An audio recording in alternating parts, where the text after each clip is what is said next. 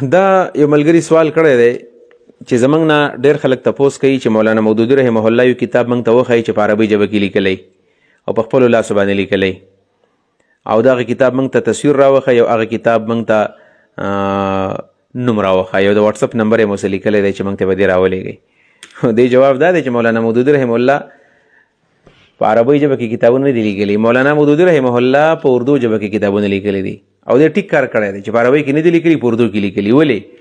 ځکه چې قرآن کریم کې وایي الله رب العالمین چې کله موږ پیغمبر رالیږلی دی بلسان قومه، د قوم په ژبه کې م رالیږلی دی.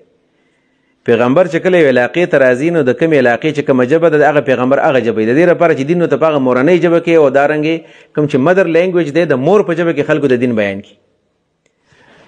په دې وجه باندې که نبی علیه صلات وسلام پښتون وی یا اردو خوان وی یا انګریز وی او عربو ته راغلی وی نو هېچا نه منو.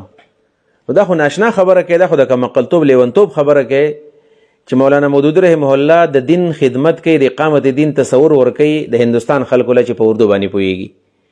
او اوس مولانا مودودي رحمه الله په عربۍ کې کتابونه لیکلی، مولانا په عربۍ کې تقاریر کولی، نو د دې به څه خیر و. لہذا دا په تعصب باندې دا سوال بنا دی. البته دا خبره واوره چې د مولانا مودودي رحمه الله د تصنیف او د تعلیب چې کوم لومبی خدمت او کانټریبیوشن دی نو هغه د عربۍ کتاب اردو کې ترجمه کړل. دا خبره په ریکارډ باندې موجود ده.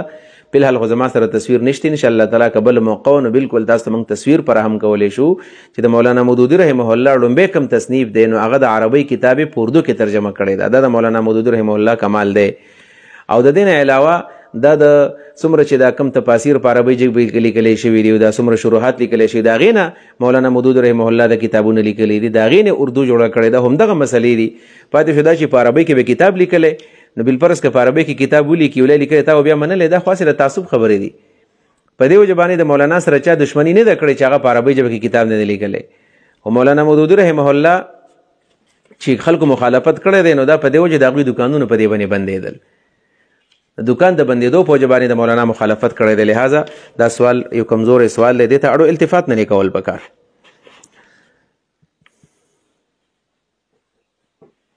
بل یو سوال دی چې په امام پسې سړی فاتحه وایي، د دې نه علاوه بل صورت پسې ویلی شي په جهري مونځ کې یا په سري مونځ کې که نه، یا جهري یا پټ؟ جواب دا دی چې نه، صرف او صرف فاتحه ثابت ده په حدیثو کې چې د امام نه پس صرف فاتحه سړی ویلی شي. امام شافعي رحمه الله ردې قایل چې په جهري مونځ کې هم پسې به وایي. البته ائمه ثلاثه امام مالک، امام احمد بن حنبل او دارنګ امام ابو حنیفه رحمۃ اللہ علیہ د روایت مطابق هغه وایي چې په سري مونځ کې پسې فاتحه ویلی شي، په جهري کې پسې نشي ویلی. د نورو صورتونو ثبوت نشته، د لحاظه صحیح خبره دا ده چې سړی په امام پسې ولاړي نو په سري مونځ کې پسې فاتحه وایي، په جهري مونځ کې پسې فاتحه دې نه وایي او صورت دې هونو د هغې ثبوت نه دی راغلی.